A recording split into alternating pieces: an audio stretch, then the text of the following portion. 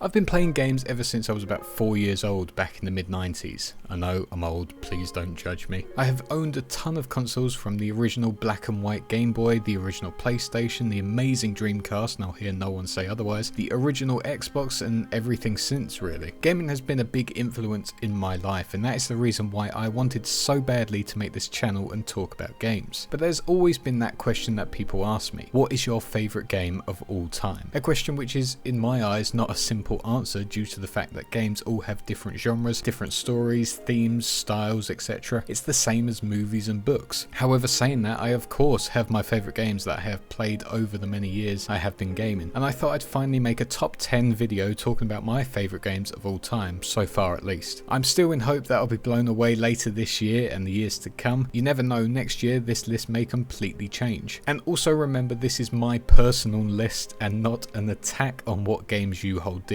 If it differs, then congratulations, we are individuals. Yes, we're all individuals. I'm not. But for now, welcome one and all to Wisefish, and today I will be listing my top 10 games of all time.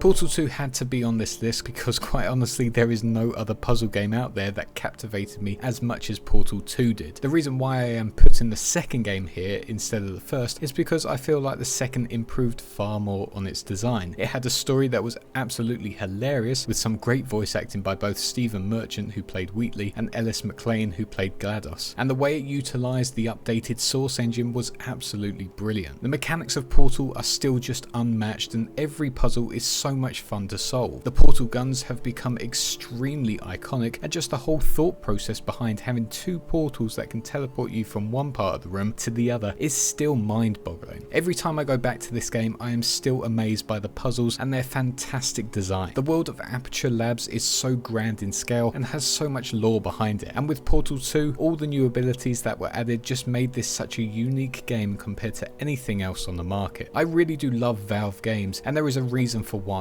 Their innovation created games like Portal, which stood out on their own. But they weren't just puzzle games, they had great stories to them that helped the player want to keep pushing on. Not only that, but the multiplayer co-op part of Portal 2 is just amazing. It has unique levels forcing you to work with your teammate to solve the puzzle. There's just so much to the package which I admire. I recently went back to playing Portal 2 and I am having an absolute blast with it. It's easily my favourite puzzle game of all time and deserved a spot on my list, even if it is at the bottom end of it. I really hope we get another Portal game, and I'd personally love to have one on VR, even if it's just a tech test. The idea of walking through self-made portals in VR is something I'd absolutely love to do. Please, Gabe, more Portal games.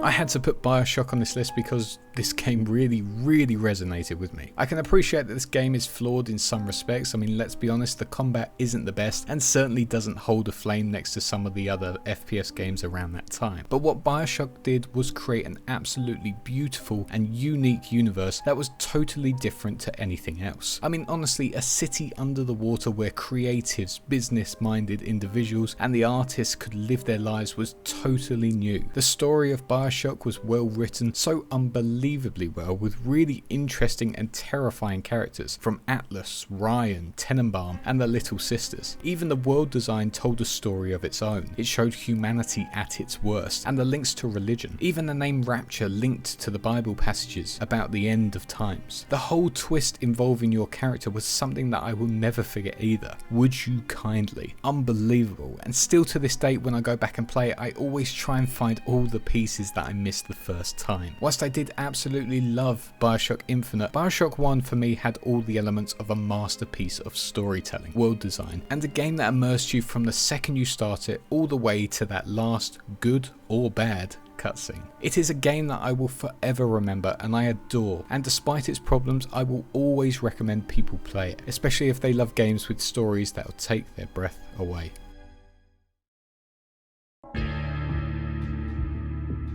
If you thought I wasn't going to put Half-Life somewhere in this list, I guess you haven't watched many of my videos before. Half-Life was one of the first games I ever played, and it was probably the first game that got me into playing games on PC. It wasn't my favourite game of all time, don't get me wrong, but it made me want to explore other games and made me more of a mature gamer. When Half-Life 2 came out, however, that was when I realised Valve, the developers, were masterminds of game design and knew how to make a game. What isn't there to love about Half-Life 2? It pushed forward technology that no one else had ever seen before. The facial modelling and reactionary expressions on NPC models was mind-blowing for the time. The way they expressed themselves to you was never really seen in any story-driven game before, especially one without cutscenes. The physics system as well meant that combat was completely new and refreshing, making the gravity gun become one of the most iconic weapons in the gaming industry. A weapon that let you pick up swords and literally decapitate your enemies. Puzzles became more about looking at your surroundings, using junk to get through to the next level, utilising that physics system, which was fantastic. Once again, Valve were just ahead of the curve and super innovative with Half-Life 2, crafting a game that was technologically superior to everything else on the market. Gunplay was really good and in my eyes has aged pretty well. The story was all done through level design and never pulled you out of the experience. The whole map is just one never-ending design that never has loading screens or anything that pulls you out of the experience. The architecture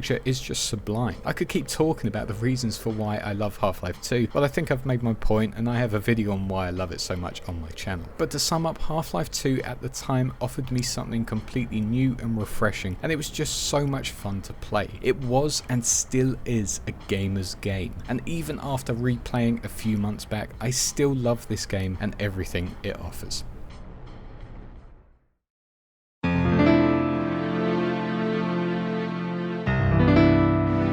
I really wanted to put a Zelda game in this list because Zelda was probably one of the first fantasy style games that I played, and this is probably the franchise that helped me have a certain theme that I always look for when I look for new games. It's why I love RPG fantasy games, really. I thought maybe Breath of the Wild, the original Zelda, but for me nothing beat Ocarina of Time. Just from booting up this game, hearing that music, I can feel that nostalgia now. The world design was brilliant and still extremely memorable to this day, with every location having its own soundtrack. Its characters and story, although not to the highest standards nowadays, was gripping and made me want to keep playing endless hours and hours, and it's the best story in the Zelda series in my personal opinion. The combat system was really responsive and fun to use, and I think one of the things that stood out the most to me was how large this game actually felt. Sure, it's not large to today's standard, but being able to explore anywhere I wanted was revolutionary. I remember thinking at the time that I wanted to see and do everything this game offered. There was so much to see and do, and I poured so much time and effort into this game, something that I can't say for a lot of other games back in the day. There's a reason for why Ocarina of Time is still the highest rated game on Metacritic. For its time, it was truly something special, and it still is. And even going back to play it now, it is still the best Zelda game I have experienced, one that has inspired my taste in games going forward.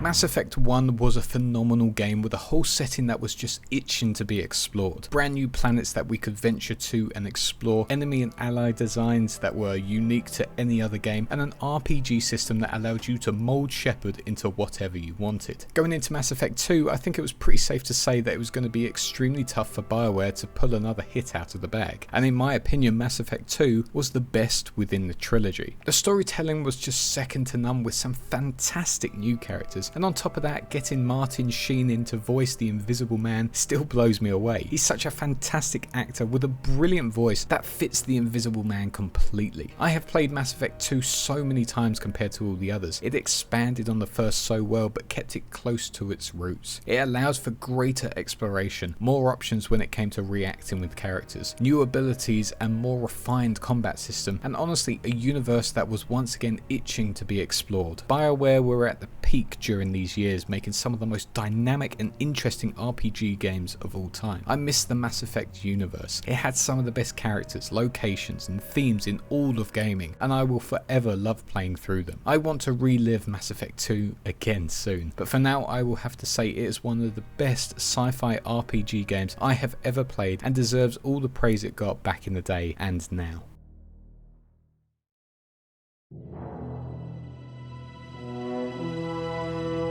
Another BioWare game making it onto my list, but there's a clear reason why. Dragon Age Origins is just one of the best RPGs on the market, and for someone who loves party-based games where you can develop relations with other characters and also develop their own character into whatever they wanted them to be, this was the perfect game for them. I've had my problems with the Dragon Age IP before because, let's be honest, Dragon Age 2 simplified a lot of things, and Dragon Age 3 had quite a few problems when it came to overall pacing. But for me, Dragon Age Origins got everything right and set a high standard going forward. To be honest, I think I would have loved Dragon Age 2 and 3, but because of what I experienced with Origins, I always put it on a pedestal when looking at other BioWare games. What can I say about Dragon Age that hadn't been said about Mass Effect 2 though? The story was absolutely brilliant, with a setting that is probably my favourite setting within all of gaming and fiction. The era of the dragons, creatures from the deep taking over the world, and you, the Grey Warden, have to find a team and take them all on. It's really a setting and narrative choice that responds with me so much, and having dragons feel more of a world-destroying creature was great to see. Characters were all super interesting, and within the game it gave you the possibilities to make them work harder under your leadership, or if you get it wrong they can turn on you and you can lose them completely, something that really changes up the whole dynamic of the story and gameplay. World design was brilliant for the time as well, with some unique locations. Just all round, Dragon Age Origins added so much to the RPG genre and helped set up the franchise to become one of the most recognisable RPG titles. I really hope that one day we will get another Dragon Age game that is as good as Origins, but for now that is a hard thing to achieve because Dragon Age Origins, as I said, did so much right.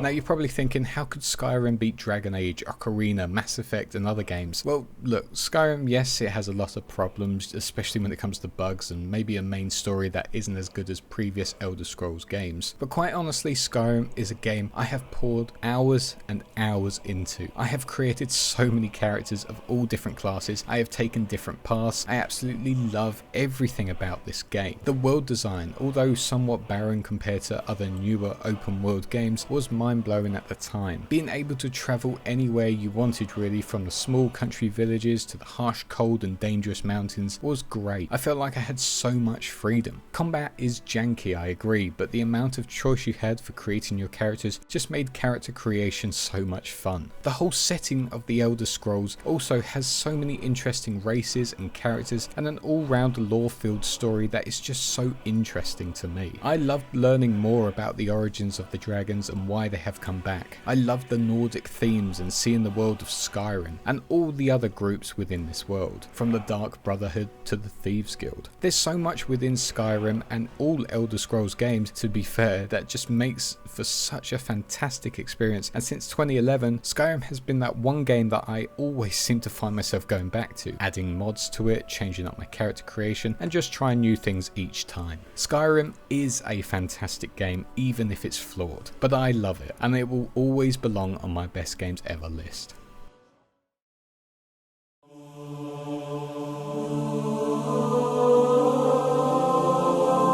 Probably wondering why on earth I put Halo Combat Evolved down on this list above any other Halo game. Not Halo 2, not Halo 3, not ODST or Reach. Well, the reason is quite simple. I got Halo Combat Evolved on the day of its release. I was lucky enough to get the original Xbox on the day of its release, and Halo was the first game I played on that system. The mysterious nature of Halo Combat Evolved was unlike any other game I had ever played, and of course it was the first FPS game I had ever played on the console. Yep, sadly I never played GoldenEye on the N64. There's always been something about Halo Combat Evolved that I've loved over all the other Halo games. Yes, Halo 2 has the best story. Yes, I still agree Halo 3 has the best combat. But there's something about this title that makes it stand out so much more than any other title. I remember that first time I saw that Halo ring. I was taken aback by its beauty. I remember vehicle combat, something I'd never really experienced before. I remember the sense of exploration, the enemies that were so unique compared to any other enemy I had faced, the new gun system. Everything was new and mysterious and I absolutely adored it. 343 Guilty Spark was a level that still to this day I am constantly praising because of how much of a shock it was at the time. To have a twist in a game like this was just something I really did not expect at all. And of course, how can I forget the house parties I used to have with friends as we battled it out on Blood Gulch to see who was the best player.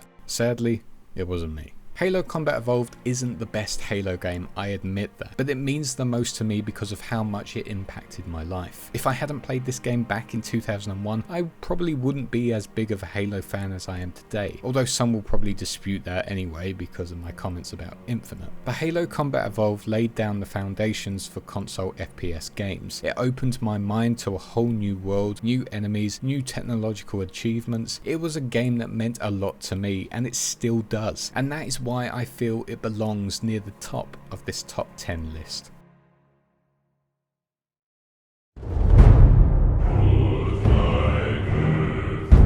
This may be a bit of a shocker as it's a very recent game, but God of War truly was a game that I was very excited for when I first saw its posters. I love Norse mythology, and no, not because of Marvel or anything like that. I've always read Norse literature and I have Scandinavian ancestry. It's something I am absolutely passionate about. So to have a game that was set within the Norse universe, battling against some of the most powerful gods to ever be written down, in a world where being a warrior was praised, was right up my alley. But the story didn't stop there. The relationship between Kratos and his boy was really heartwarming and something that just responded with me. It was the perfect combination of setting and personal journey. On top of the really brilliant writing and setting, the combat system was just so super satisfying as you rain down the wrath of God on everyone who gets in your way. The way the game pauses for a frame makes every hit feel super impactful. The RPG system allows you to really make Kratos the way you want to and kit him out in some incredible looking gear. The semi-open world meant that you can explore by all means, but the pacing of the main story was never ruined. You never forgot what you were doing, and it was all condensed and made for an epic tale with some fantastic combat. The single shot cinematography helped the game feel immersive and never pulled you out, and there were just so many moments within the story that were either epic, heartbreaking, or just outright brilliant. I know this is a recent title, but that doesn't matter to me. I loved God of War. I have played it 3 times now and loved it more and more each time I go back. It's one of the best games I have ever played, and I would recommend it over and over again to those who haven't played it yet. God of War is an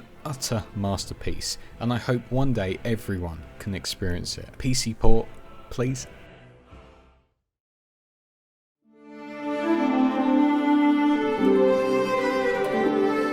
As you could probably tell from the thumbnail of this video, Witcher 3 was always going to be at the top of my list.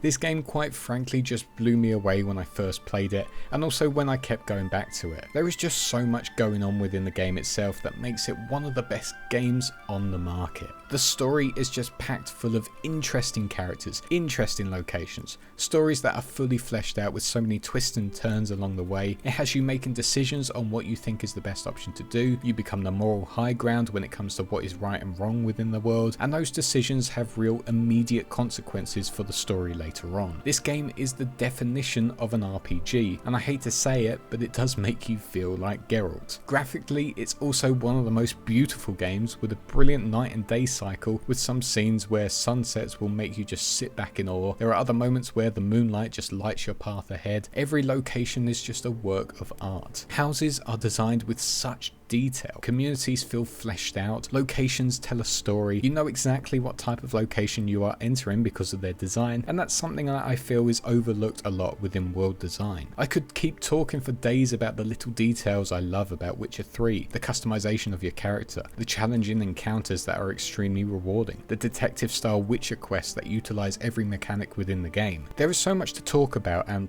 well, I have made a video on it if you haven't watched that, so I encourage you to watch that if you want to know what I really think about this game. But finally, there's the expansions. Witcher 3 is such a game to look up to in this respect. 2 expansions that are over 30 or more hours long, with brand new locations, brand new characters, brand new equipment, and honestly a story that is as gripping as the original storyline. Match that with one of the best soundtracks I've ever heard, and you just have one of the best gaming packages within the industry. One that if you haven't played it, and like RPG open world games, you are missing out big time. But all in all, Witcher 3 ticked all of the boxes for what I look for in a game. And like I said in my video about the game, it's really set the mark for what an open world RPG game should be like. Some games have been ruined simply due to the fact that I compare them to Witcher 3 all the time. And CD Projekt Red have become huge because of the passion, time and talent that has gone into the making of this game. I could keep going back time and time again to this series, and I will always find something new that I love about it. And that is why it is my #1 game of all time. So there we go, those are my top 10 games of all time, subject to change of course. What did you make of this list? Does it look similar to yours? And have I missed any games that should be on this list? Let me know in the comments below. There were some games that I wanted to add to this list, but unfortunately they did not have as much of an impact as all these games on the list. But anyways, thank you for watching. I'd like to thank my patrons real quick. Big thanks to our Big Fish, Duquesne23, our Sharks, JP, Morgan Brazier and Dylan, and our two massive Megalodons, Sinus and JJD896. Thank you all so much for your constant support with the channel. I really appreciate it. If you'd also like to support this channel, then I'll leave my Patreon, Discord, Twitter and Twitch channel links in the description below. I am streaming more regularly now, so make sure you check them out either on Twitch or on this channel. Also, if you want, you can become a member for this channel and get an awesome logo next to your name for when you chat in the live streams, just in case that appeals to you. But anyways, I hope you liked this video. It was something quite nice and refreshing to make. Some of these videos that I make are very long, so this was a nice refreshing short one to make, and I really hope you like it. If you'd like to see anything else like this, then please let me know in the comments below. But that's all for now. Thank you all again, and I shall see you all in the next one. Cheers.